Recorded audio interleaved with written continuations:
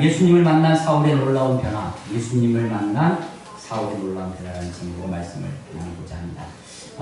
이 바로 앞 부분에서 사울이 대제사장으로부터 공문을 받아서 예수 믿는 사람들을 잡아다가 예루살렘으로 끌고 와서 결박해서 예루살렘 끌고 와서 그들을 박해하기 위해서 그렇게 가다가 다메섹으로 가는 길에 정오에 낮 12시경 다 되어서 하늘에서 빛이 그에게 임합니다.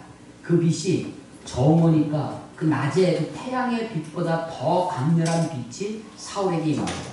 그러면서 사울아 사울아 어째여 나를 핍박하느냐. 주여 누구시니까. 나는 내가 핍박하는 예수라 라고 그렇게 해서 아주 초자연적인 그런 하나님의 예수님의 직접 그의 삶 속에 역사하셨던 그런 장면이 있었습니다. 이것은 단지 개인적인 사건을 넘어서 이 사울이 바울 되어지는 놀라운 기독교 교회사의 아주 획기적인 그런 사건이 되는 것이죠. 그렇게 해서 이제 그때 강한 빛을 쐴 사울이 이제 앞을 보지 못하게 되었습니다. 그래서 다른 사람의 손에 이끌려서 다마스커스로 들어가게 되는 거죠. 다메섹에 들어가서 3일 동안 기도하고 있었습니다. 11절에 보면 그가 기도하는 중이라 라고 하는데 하나님께서 또 한 사람을 예비해 놓고 계셨습니다.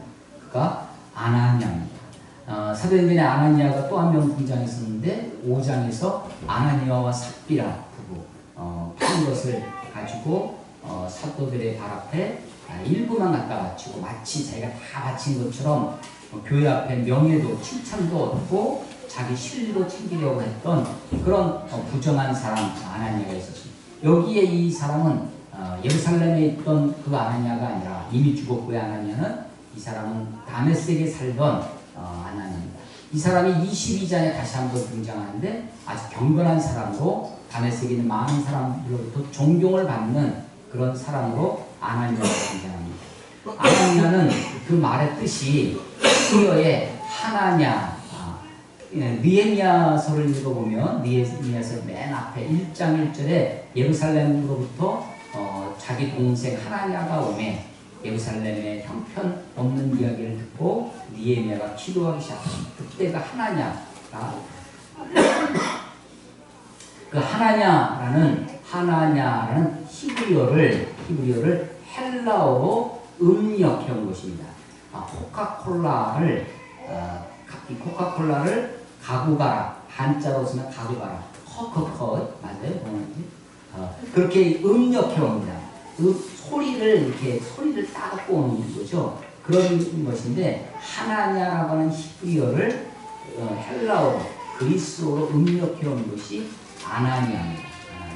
그래서 이것은 하나냐라고 하는 뜻이 하나님은 야훼는 여호와는 자비로우시다.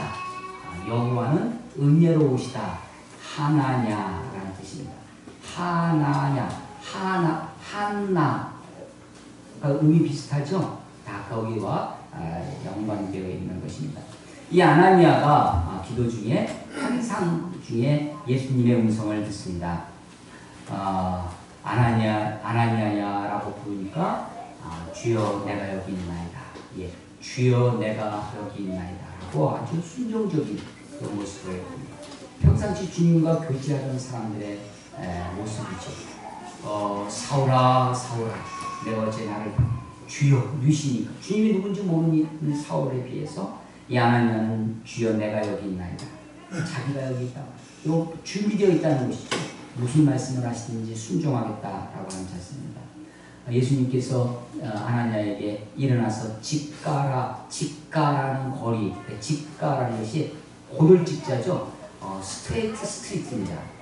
똑바른 자마, 이게 요즘식으로 표현하면 대로였을 것입니다.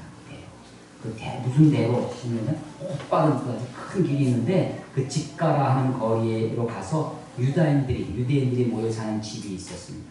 그 유다의 집 중에 다섯 사람 사울이라고 하는 사람이 와 있는데 그 사람을 찾아서 그 사람을 위해서 기도하라고 하는 것이죠. 그랬더니 13절에 보면요. 아나니아가 대답하되 주여 이 사람에 대하여 내가 여러 사람에게서 듣사온즉 그가 예루살렘에서 주의 성도들에게 적지 않은 해를 끼쳤었죠. 스데반도 있고 적지 않은 해를 끼쳤다 하더니 여기서도 주의 이름을 부르는 모든 사람을 결박할 권한을 대제사장에게서 받았나이다 하거늘. 예, 아나니아가 하나님의 그 환상 중에 임한, 그래서 가서 직가라는 것에서 사울한 사람 만나서 그를 위해서 안수해라. 그래서 그러면 그가 다시 보게 될 것이다 라는 그런 메시지를 들었는데, 아나니아가 지금 뭐하고 있냐면 문제 제기를 하고 있는 것입니다. 아니 하나님, 아니 주님, 내가 듣기에 이 사람 예루살렘에서 주의 성도들에게 큰 해를 끼친 사람입니다. 그리고 여기 온 것도 공문서를 가지고 많은 사람들을 잡아가려고 한다고 그랬습니다 라고 지금 문제 제기를 하고 있는 거예요. 여러분, 우리가 하나님 앞에 이런 문제 제기를 할 수 있겠습니까? 없겠습니까? 지금 여기 보니까 아나니아는 어떻게 해요? 하고 있죠. 하나님이 지금 이 문제 제기를 어떻게 하고 계십니까? 잘 받아주고 있습니까? 아니 이것이 어디다 대고 뭐 그러고 계십니까? 네, 하나님이 받아주고 계십니다.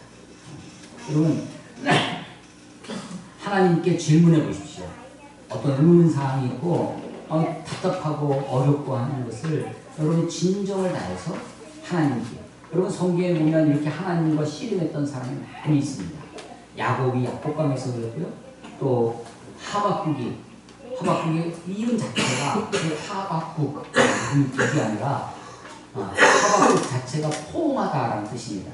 포옹은요, 분위기가 좋으면 포옹이죠. 분위기가 나쁘면 어때요? 씨름하는 거죠. 그래서 이게 하박국이라는 뜻이 두 가지 뜻이 있는데, 하나는 포옹하다는 뜻이고 또 하나는 씨름하는 거. 근데 하박국 서를 읽어보면 정말 하나님과 씨름합니다. 하나님 어찌하여 하나님 언제까지 이러실 겁니까? 하나님 어찌하여 우리들에게 이런 고난을 주십니까? 아니 우리들이 이런 고난을 당하는 것은 우리 죄 때문에 그러는 줄 압니다. 그런데 아니 우리를 심판하신데 우리보다 더 악한 놈을 보내서 우리를 심판하시다니, 우리보다 더 악한 바벨론을 보내셨어요. 아니 이럴 수가 있습니까? 아니 우리보다 좀 선한 뭐 이런 건, 아니 악인이 우리보다 더 잘 살고 악인이 형통하는 꼴을 어떻게 보란 말입니까? 라고 하는 거죠. 그래서 어찌하여 하나님과 씨름합니다. 그런데 하나님은요, 이런 우리들의 씨름을 받아주십니다. 야곱과 씨름하신 그 야곱 홀로 남은 그 야곱에게 먼저 오셔서 아니 씨름을 거시는 분이 하나님이십니다. 문제 제기를 했어요, 아나니아가. 근데 그 문제 제기 자체를 하나님이 뭐라고 하시지 않습니다. 이해되지 않으시죠? 인생이 부조리합니다. 다 납득이 안 돼요. 다 왜 어찌해서 이런 일이 벌어지는지, 어떻게 해서 이렇게 세상이 이런지, 아니 이해되지 않는 것을 가지고 하나님 앞에 나아가 보십시오. 하나님 그런 여러분들을 받아줄 것입니다. 그러니까 하나님이 다시 아나니아에게 말씀하십니다. 15절에 주께서 이르시되 가라, 이 사람은 내 이름을 이방인과 임금들과 이스라엘 자손들에게 전하기 위한 택한 나의 그릇이라. 그가 내 이름을 위해 얼마나 고난을 받아야 할 것을 내가 그에게 보이리라. 예. 이 사람은 내가 택한 나의 그릇이라고. 여러분 그릇입니다. 그릇에 무엇을 담아야 할까요? 아마도 이 사울의 인생 가운데 이 그릇에 무엇을 담아야 되겠습니까? 아마도 그 그릇에 주인의 우리 하나님의 뜻을 담겠죠. 그 뜻이 어떻게 나타나냐면, 어떻게 이루어지냐면 고난으로 이루어집니다. 그래서 택한 나의 그릇이라고 하는 이 그릇 속에는 하나님의 뜻, 하나님께서 주시는, 하나님이 허락하시는 고난으로 가득 찰 것이다 라고 하는 것이죠. 주님이 한 사람을 택하셨습니다. 택정하셔요. 그래서 그를 부르시죠. 우리들의 인생도 그렇습니다. 우리가 다 할 수 없지만, 다 이해할 수 없지만 하나님이 우리 여러분들, 저와 여러분들 한 사람 한 사람에게 하나님의 뜻이 계셔서 하나님 여러분들을 계획하시고 부르신 줄로 믿습니다. 하나님 우리를 택하셨습니다. 하나님 우리를 부르시는 거죠. 택한 나의 그릇이라. 이 사울에게 주어진 사명은 예수님의 이름, 내 이름을 이방인과, 이게 첫 번째 나오죠. 이방인과 임금들. 여러분, 임금들을 아무나 만나십니까? 세월호 유가족들도 못 만나고 있잖아요. 그러면 아무나 만날 수 있는 것이 아니에요. 그런데 이 바울은 그의 학식, 그가 학문적으로 굉장히 출중한 사람이었습니다. 적어도 그는 사내들인이라고 하는 공예로부터 대제한테 직접 가서 공문을 받아올 수 있을 정도로 그런 사람이었습니다. 이 사람은 나면서부터 로마 시민권자입니다. 우리나라 역사에 빗대어 설명을 드리면 일제시대 때 나면서부터 일본의 귀족의 자기를 가지고 있는 사람과 같습니다. 이 사울은 그런 사람이었습니다. 그러니까 그는 임금들하고도 만날, 또 이 사람이 나중에 바울이 재판을 받을 때 로마 황제에게 직접 만난 건 아니지만 황제의 측근들, 그래서 가이사의 집 사람 중에 몇 사람이 이 바울 때문에 예수님을 믿게 됩니다. 그래서 빌립보서 4장 마지막에 보면 누가 너희들에게 무난하니라 할 때 가이사의 집 몇 사람이 너희에게 무난하니라. 빌립보 사람들에게 이 사람들이 누구였냐면 아마도 바울을 재판했던 재판관들이었을 것입니다. 고관 대작들이죠. 그래서 바울이 이방인들의 사도입니다. 이방인들에게 전해요. 그리고 그가 임금들, 소위 고관 대작들에게 전합니다. 그리고 이스라엘 사람들에게, 이스라엘 자손들에게 전하기 위하여 무엇을?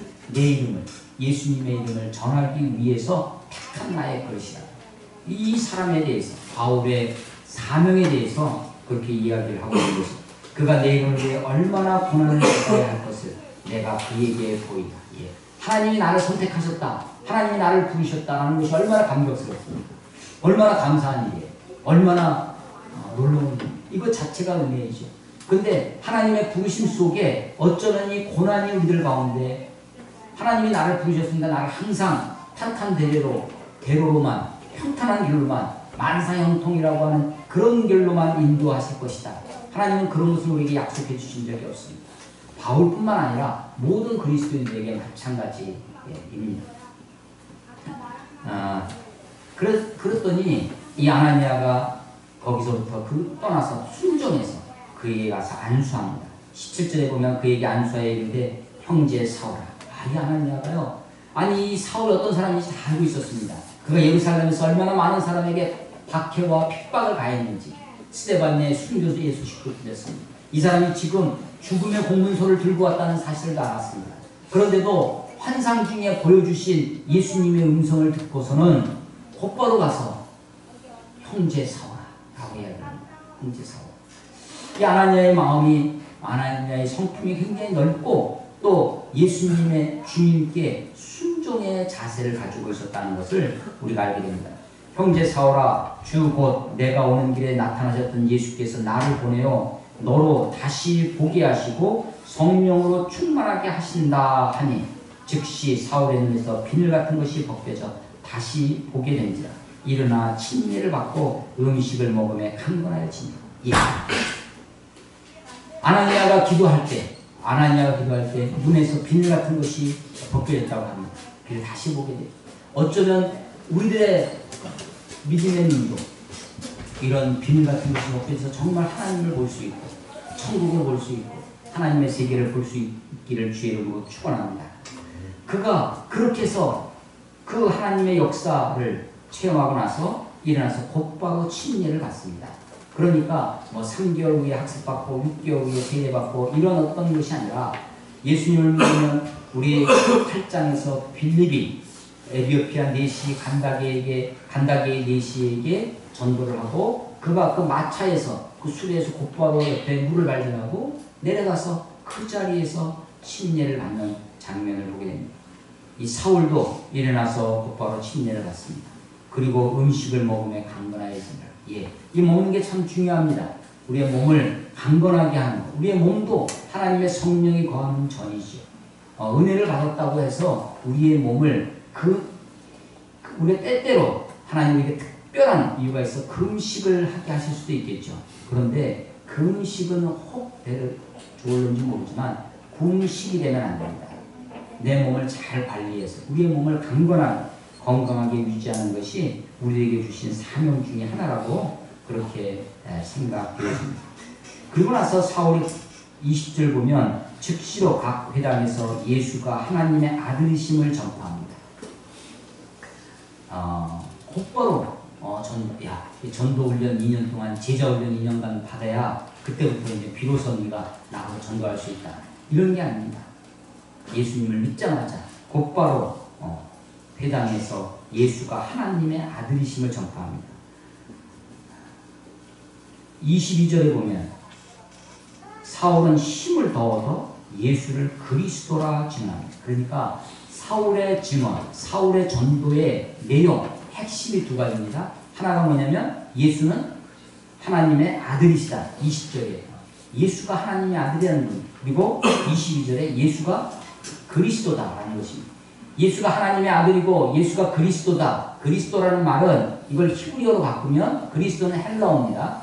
히브리어로 바꾸면 이것이 메시아입니다. 메시아. 그러니까 예수가 메시아다라는 뜻입니다.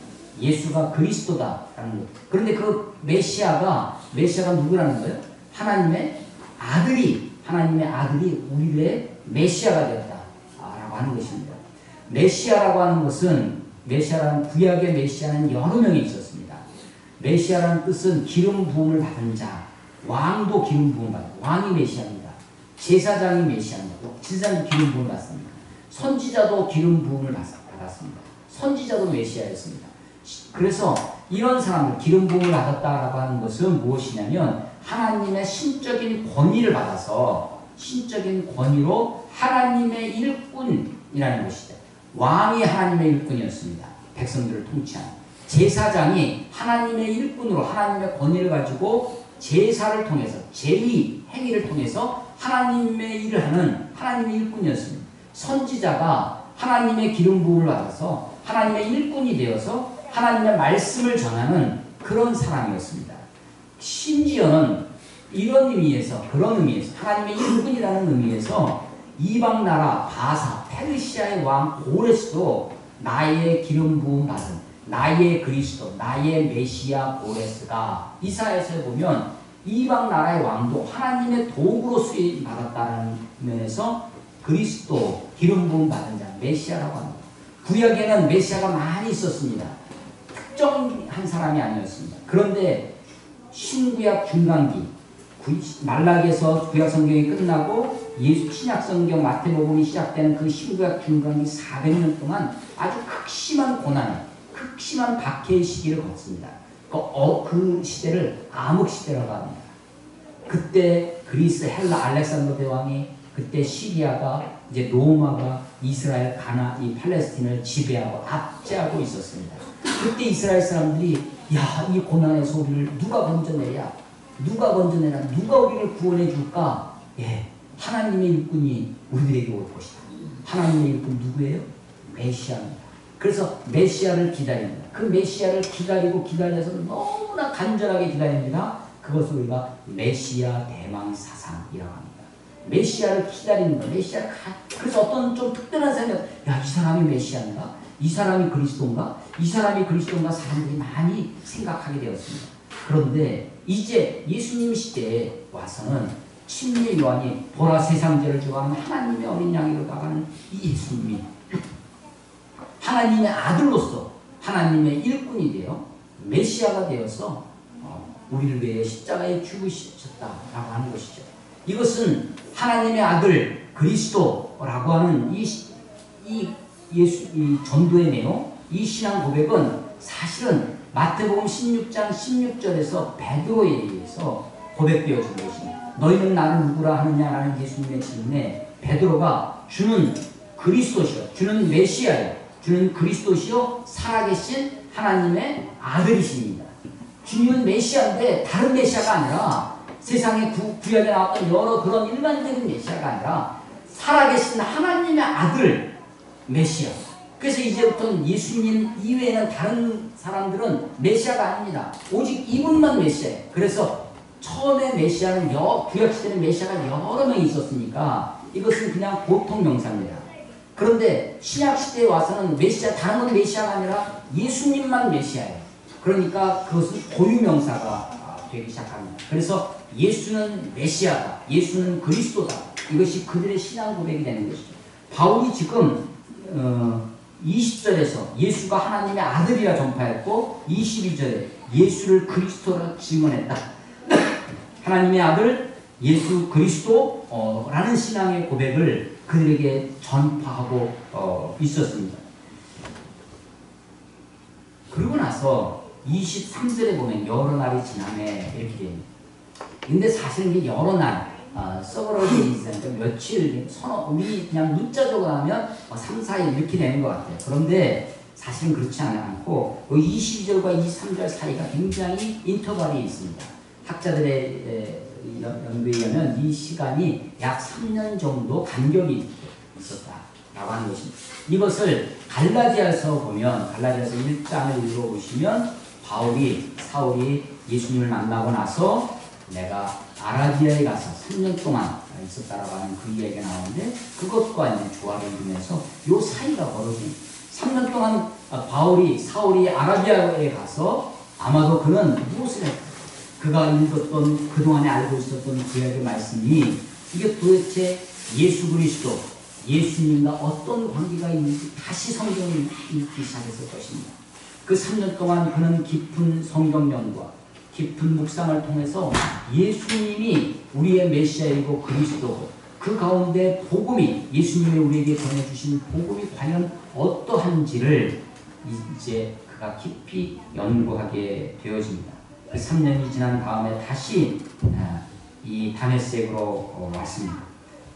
다메섹에서 유대인 그때 이제 다시 나타난 이 사울을 놓고 유대인들이 죽이기를 공모합니다. 23절에 보면 유대인들이 예수를 죽이기로 공모하더니 그 계교가 사울에게 알려졌습니다. 그럼에도 불구하고 그들이 그를 죽이려고 밤낮으로 성문까지 지키거늘 그의 지하들이 밤에 사울을 광주리에 담아 성벽에 달아 내립니다. 이것은 마치 예수님이 아나니아를 통해서 사울에게 예언해 주셨던 말씀처럼, 그는 내 이름을 이방인과 임금들과 이스라엘 사람들에게 전하기 위하여 택한 나의 그릇이다. 그가 어떻게 얼마나 고난을 받아야 할 것인지 내가 그에게 알려주겠다 라고 하셨던 것처럼, 이 사울을 죽이려고 하는 그런 계교가, 그런 음모가, 그런 실행이 이루어집니다. 그래서 죽음을 무릅쓰고 다메섹에 갔다가 광주리에 담아서 성 바깥으로 성문을 지키고 있기 때문에 걸려 못 가고 그렇게 해서 달아나게 합니다. 그가 다시 26절에 보면 예루살렘에 갑니다. 예루살렘에 가서 지혜들과 사귀려고 하는데, 이 사울에게는 저 사람은 박해자 사울, 핍박자 사울이라는 별명이, 그런 닉네임이, 그런 낙인이 찍혀져 있던 사람이죠. 그가 예루살렘에 다시 돌아와서 제자들을, 사도들을 만나고자 하니까 사람들이 그를 믿지 않냐고 그를 배척하고 있었습니다. 이때 바나바라고 하는 사람이 27절에 보면 이 사람은 사도행전 4장에 등장하는 사람입니다.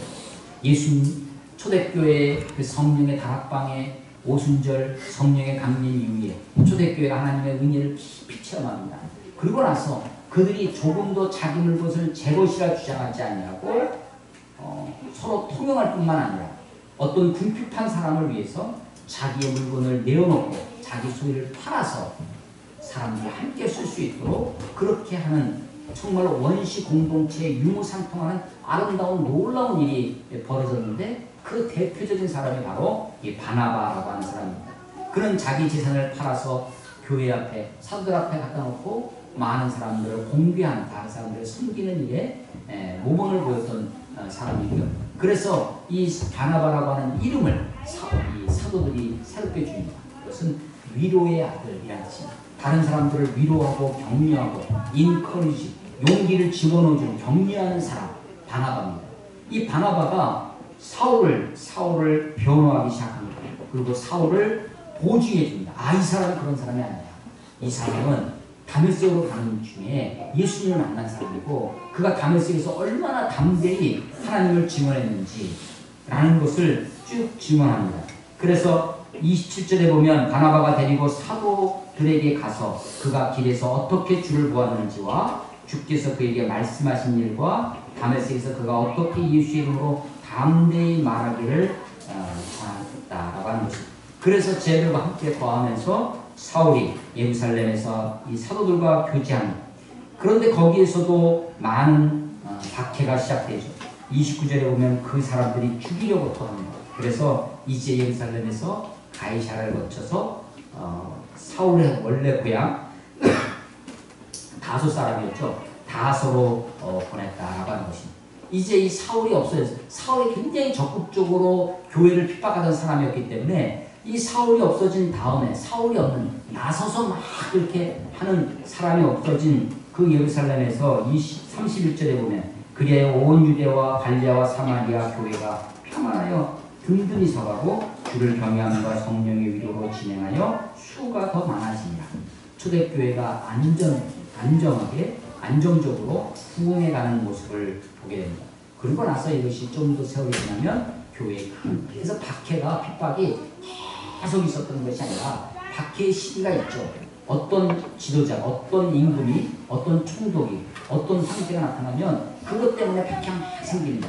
그래서 또 잠잠해지면 한참 가다가 또 그냥 박해가 일어나고 그래서 박해의 주기가 이렇게 있는데 아주 이 사울이 없어진 다음에 교회가 양적으로, 내적으로, 안정적으로 부흥해 갔다라고 하는 것입니다. 여러분 이것이 이제 예수님을 만난 사울의 모습입니다.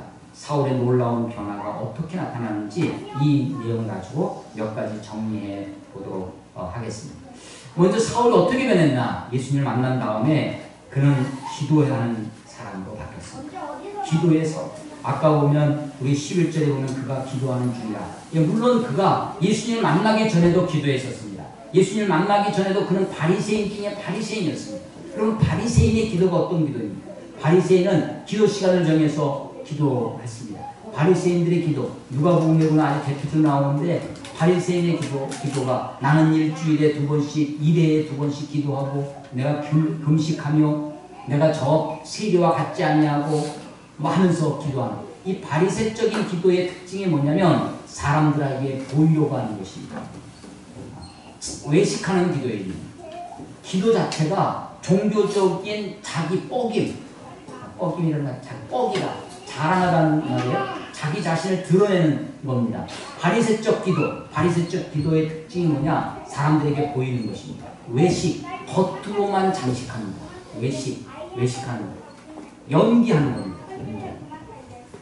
이 기도는 사람들에게 들으라고 하는 거니까 기도의 본질이 뭐냐? 하나님께 하는 거죠. 사람들에게 하고 있는 기도는 사실은 기도가 아니었습니다. 그런데 그가 이제 다메섹으로 가는 길에 강한 빛으로 예수님을 만납니다. 그의 눈이 보이지 않게 됩니다. 그리고 나서 다메섹의 사람들의 손에 붙잡혀 와서 사흘간 기도하고 있습니다. 이때 바울의 기도, 이 사울의 기도는 어떤 기도였겠습니까? 아마도 눈이 보이지 않고 그 사울아 내가 어째 나를 핍박하느냐? 주여 유시니까 나는 네가 핍박하는 예수라. 그 소리가 너무나 쟁쟁하게 지금 사흘 동안 계속해서 반복이 되었을 것입니다. 내가 핍박했던 게 내가 박해했던 것이 바로 예수님이었구나. 바로 예수님이 하나님의 아들인데 내가 그걸 모르고 내가 박해했구나. 아마도 사흘 동안 기도하면서 이 기도는 사람들에게 보이려고 하는 외식적인 기도가 아니라 사흘 동안 이 기도하는 기도는 자기 자신을 돌이켜보는 자아 성찰적인 기도였을 것입니다. 내가 그런 사람이었구나. 내가 그런 놈이었구나. 내가 이때까지 잘못된 생각으로 그래서 자기 자신을 돌이켜보는 그런 기도였을 것입니다. 여러분 기도는 하나님을 바라보는 것입니다. 하나님 보고 나보고 하나님 보고 나보고 하는 것이죠.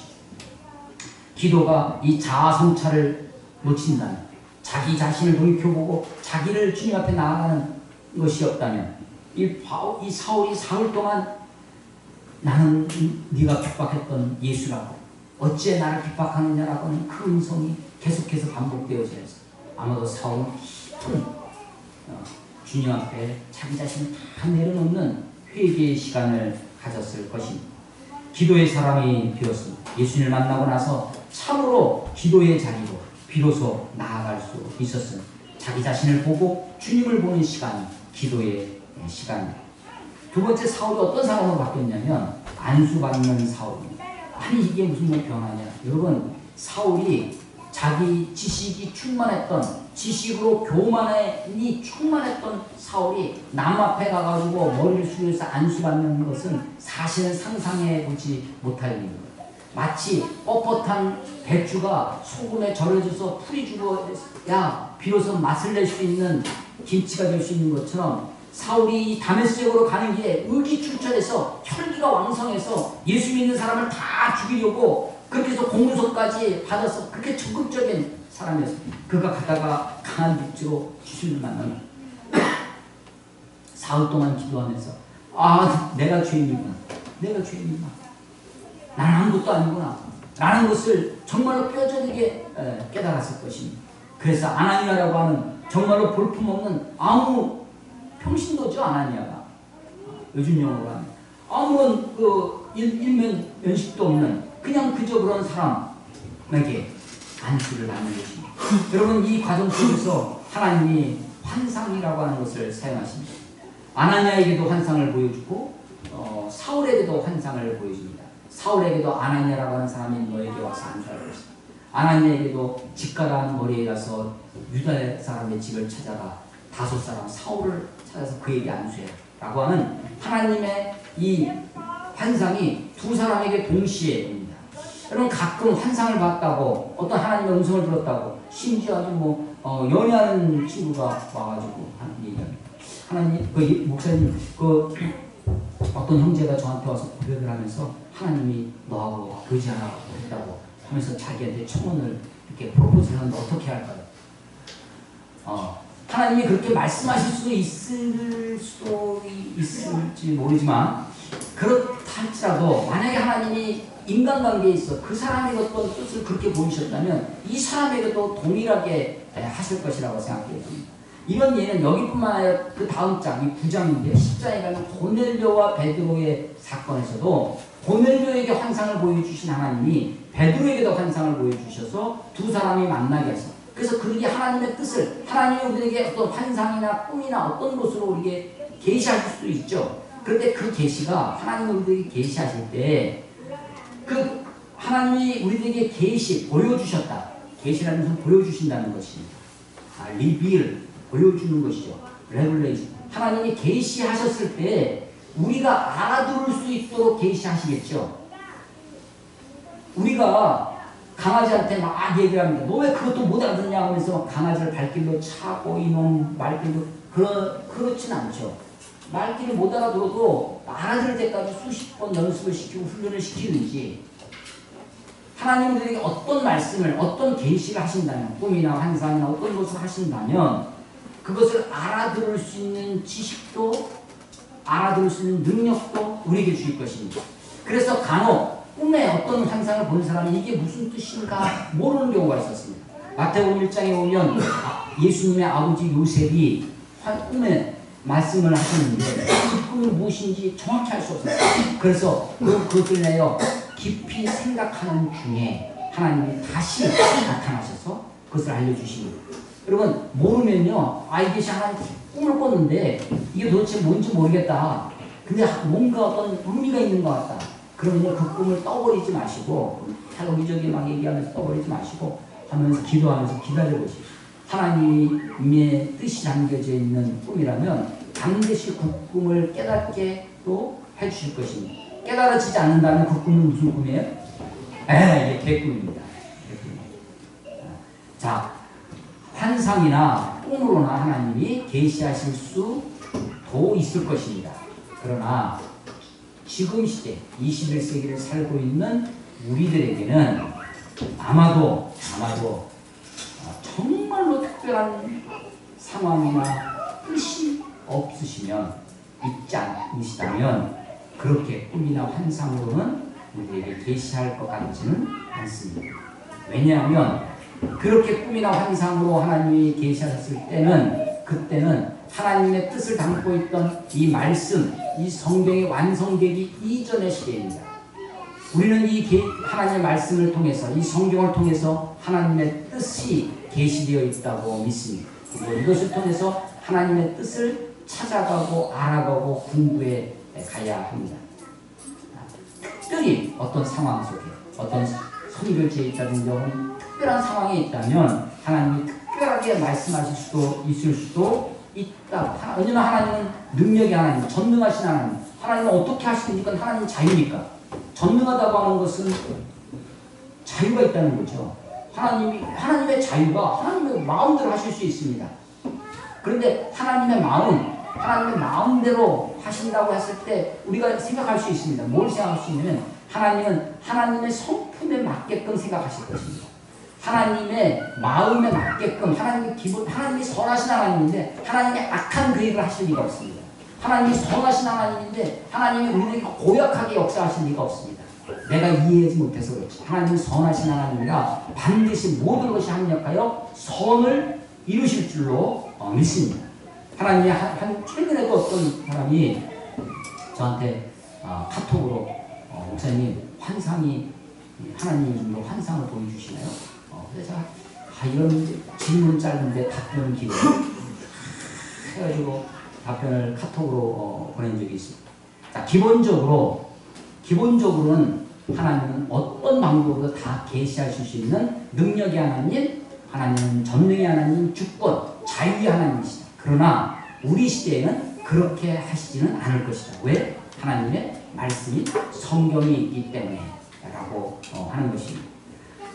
그래서 이 성경에 있다고 해서 다 성경적은 아니다. 제가 이게 여러분에게 말씀드립니다. 성경에 있다고 다 성경적인 것은 아닙니다. 봐라, 사울이 환상을 보고 지금 아나니아가 환상을 봤지 않냐. 나도 환상을 봤는데 12월 달에 우리나라에 전쟁이 일어난다 라고 했다는 거예요. 만약에 그것이 정말 하나님이 주신 환상이라면 하나님이 아나니아에게도 환상을 주시고 사울에게도 환상을 주셨던 것처럼 이 땅에 많은 기도하는 사람들에게 그 환상을 주셨을 것입니다. 그리고 그것을 깨달을 수 있도록 우리에게 마음을 주셨을 거예요.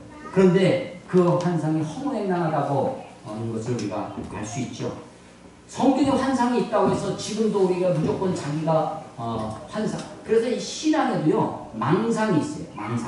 망상이라는 거 있죠. 과대망상, 피해망상. 신앙인들이 많이 빠진 것 중에 하나가 이 과대망상입니다. 성령으로 충만해서 막 헛소리를 하기 시작하는 거죠. 자, 예수님을 만난 사울의 놀라운 변화. 첫 번째 변화가 기도하는 사람으로 바뀌었다는 것입니다. 두 번째, 그가 안수받는 사울로 바뀌었다. 이것은 그가 어떻게 됐다는 것이냐면 겸손한 사람으로 바뀌었다는 것입니다. 그가 이제까지는요 자기 것을 강요하는 사람이었습니다. 내가 믿고 있는 유대주의, 내가 믿고 있는 이 율법, 이것이 너희들도 그렇지 않으면 목을 쳐서 죽여야 되는 거예요. 스테반도 죽이고 수많은 사람을 잡아다가 옥에 가두고 해야 되는, 남에게 강요하는 사람이었습니다. 그러나 물론 그가 예수님을 전하는 전도자가 됐지만 이제는 그가 정말로 내가 헬라인을 만나는 헬라인이 되고, 내가 유대인을 만나는 유대인이 되고, 내가 종들을 만나는 종, 자유자를 만나는 자유자고, 이 사울의 인격이, 성품이 굉장한 수용적인 인격으로 바뀌어 나갑니다. 그것이 뭐예요? 배추가 소금에 절여진 것처럼 그런 인격이 됩니다. 그 강한 빛으로 예수님을 만난 다음에 그렇게 바뀌는 거죠. 그것의 모습이 안수받는 모습으로 바뀌었다 보였습니다. 라고 하는 것입니다. 자, 사울이 어떻게 바뀌었습니까? 세 번째는 전도하는 사울로 바뀝니다. 아까 얘기한 것처럼, 말씀드린 것처럼 예수가 하나님의 아들이라고 증거하기 시작합니다. 예수가 그리스도라고 증거했습니다. 이것은 전도의 내용입니다. 주는 그리스도시여 살아계신 하나님의 아들이다라고 하는 사도들의 신앙의 고백이 핵심이 그대로 이 속에 있었습니다. 전도의 내용은 예수님이 하나님의 아들이다, 예수님이 우리의 구세주 메시아 그리스도다 라는 것이었습니다. 전도의 태도는 어땠습니까? 전도의 태도는 죽음을 무릅쓰고라 라는 것이었습니다. 죽음을 무릅쓰고라도 그가 전도하는 사람이 되었습니다. 네 번째 사울이 어떻게 변했냐면 이제 자기 훈련과 인도하심을 따르는 사울로 바뀌었습니다. 전에는요 자기가 삶을 계획했습니다. 자기주도형이었습니다. 그래서 자기가 사람들을 막 고발하고 돌로 쳐 죽이고 밤에 대장한테서 나한테 공문을 좀 주십시오라고 요청을 해서 그 공문을 들고 먼 나라, 이웃 나라 다메섹으로까지 가서 예수 믿는 사람을 오래 잡아 가두려고 자기 생각, 자기 뜻, 자기 계획을 가지고 자기 주도적인 사람이었습니다. 여러분, 그런데 신앙은요, 참된 신앙은 어떤 의미에서 자기 주도적이 아닙니다. 아니, 내가 뭐예요? 예수님 우리가 뭐라고 부르십니까? 주님이라고 부르죠. 예수님이 주님의 나는 뭐예요? 내가 종이죠. 아니, 종한테 무슨 주도적인 삶이 있어요? 종이 마땅히 걸어야 할 길은 뭐예요? 수동적인 삶이죠. 시키는 대로 하는 게 최고의 덕목입니다. 종의 최고의 덕목은 뭐예요? 시키는 대로 하는 거예요. 시키는 대로. 그래서 종은 항상 주인의 뜻에 귀를 기울이고 주인이 시키는 일을 해야 되는 것입니다. 여러분, 이제까지 사울이 큰 변화가 일어나는데 자기 주도적인 삶을 살다가 이제는 수동적인, 피동적인, 따라가는 삶으로 바뀝니다. 자, 이 훈련, 자기 훈련과 인도하심을 따르는 사울로 바뀌었다라고 하는 것이 첫 번째는 어디서 됐냐면요, 아라비아에서의 3년. 제가 이걸 참 본문에는 없지만 설명을 드렸죠. 이 며칠 여러 날이 지날 때 2, 3개월 그 사이가 3년간의 갭이 있었다. 아라비아에 가 있었다라고 하는 것이죠. 이 아라비아에서의 자기 훈련, 말씀에 대한 깊은 묵상이 사울을 변화시키는 것입니다. 두 번째는 공동체의 인도입니다. 아니, 나는 이제 예수님을 알았습니까? 예수가 하나님의 아들인 것을, 예수가 그리스도인 것을 알았으니까 내가 이 예수님을 전하기 위해서 목숨이라도 내가 아깝지 않다. 죽음을 불사하고 죽음을 무릅쓰고 내가 복음을 전해야 되겠다 라고 막 합니다. 근데 옆에 있던 제자들이, 야, 여기서 좀 피해야 되겠다. 아니야, 나 여기서 죽기까지 하고 끝까지 버티는 것이 아닙니다. 그러니까 죽음을 무릅쓰고라도 복음을 전하지만 무모하게 하지는 않습니다. 옆에서 제자들이 권합니다. 여기서 좀 피해야 되겠다. 내가 너희들, 우리가 너를 광주에 달아서 내려드리니까 이제 다메섹 에서 피해서 저 사도들이 있는 예루살렘으로 가. 그 주위 사람들, 교회, 공동체의 조언과 인도를 받습니다. 그래서 그 광주를 타고 피신을 해서 예루살렘에 갑니다. 예루살렘에 갔더니 제자들이 다 이렇게 막 죽음을 무릅쓰고 전도한 사울하고서 막 환영하고 맞이할 줄 알았는데 믿어주지도 않아요. 아니, 쟤는 옛날 핍박자, 박해자 사울이 아니었냐? 사람들이 받아주지 않고 배척합니다. 그렇다고 열받아가지고 막 하는 것이 아닙니다. 그런데 바나바라고 하는 사람이 나타나서 이 사람을 변호해주고 도와줍니다. 그래서 그 교회의 공동체의 그런 것들을 수용하고 합니다. 죽음을 무릅쓰고 싸우지만 무모하지는 않습니다.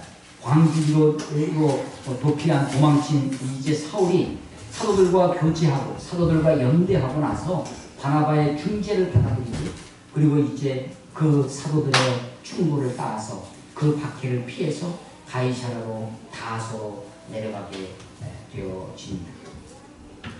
여러분, 사울이 그야말로 예수님을 만난 다음에 변화되어져 가고 있는 모습을 보입니다.